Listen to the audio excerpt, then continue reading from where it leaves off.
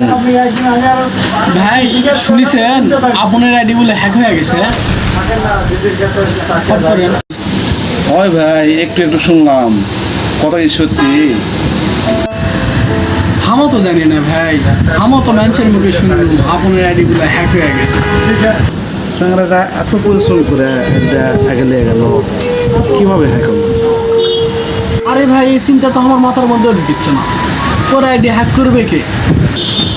যাই হোক, ওর ID hack হলে কিন্তু ওর মধ্যে কোনো চিন্তা ভাবনা নেই। অনেকে আইডি হ্যাক হয়ে গেলে ক্যান দিচ্ছে, অনেক সমস্যা এর মধ্যে এটা দেখলাম না। ভাই ওই মন খারাপ করবে কে আর ওই ক্যানবেই কে? ওই কি আর তো যে আইডি হ্যাক হয়ে গেছে ওই মন খারাপ করে বসে থাকবে? তো আজকে এখনই যদি একটা আইডি যদি খুলে যদি বসে থাকে হাজার হাজার ফলোয়ার আসবে, ওই চিন্তা আপনার আমার কোনো লাভ নেই। স্যাংরাটা এত পরিশ্রম করে এটা আগে লেগে গেল, কীভাবে হ্যাক হলো? আরে ভাই এই চিন্তা তো আমার মাথার মধ্যেও ঢুকছে না, ওর আইডি হ্যাক করবে কে? ভাই আপনি কি করেন? যাই হোক আপন ভাই না, আমরা তোমাকে আবার অনলাইনে দেখতে চাই ইনশাল্লাহ। দোয়া করেন যাতে আপন আবার অনলাইন জগতে ফিরে আসে, আর ওকে দেখতে পেলে একটু সান্ত্বনা দিয়ে। মন খারাপ করার কিচ্ছু নেই, একটা গেছে আরও হাজার হাজার আইডিয়া আসে, ওই তো বেচা আছে, তোর ফেস তো মানুষ চিনে। তো যাই হোক, আমার পাশে আমার এক বড় ভাই আছে সাজু ভাই, আপনারা ওনার মুখ থেকে কিছু শোনেন।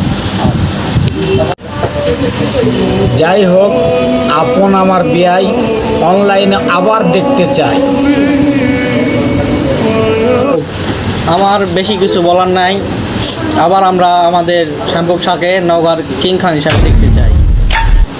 ধন্যবাদ।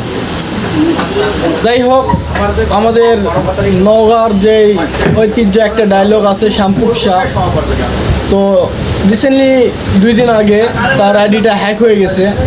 তো আমরা এই জন্য খুব চিন্তিত, কিন্তু আমরা যারা চিন্তিত করতেছি এটা আমাদের কাছেই আছে।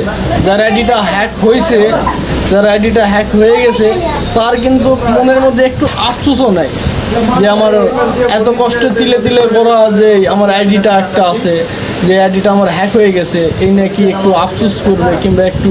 আমরা তো অনেকেই দেখি অনলাইন জগতে কান্নাকাটি করে আমার এটা হ্যাক হয়ে গেছে, ওইটা হয়ে গেছে, আর হয়ে গেছে। তো এর মনের মধ্যে এটা কিছুই দেখতেছি না। আসলে কারণটা কি আমরা এখনো বুঝতে পারতেছি না। তবে যদি কোনো দিন অনলাইন জগতে আসে তাহলে গিয়ে আমরা বুঝতে পারবো যে তার কোনো আফসোস নাই কে। এত কষ্টের একটা আইডি, 8,000 ফলোয়ার।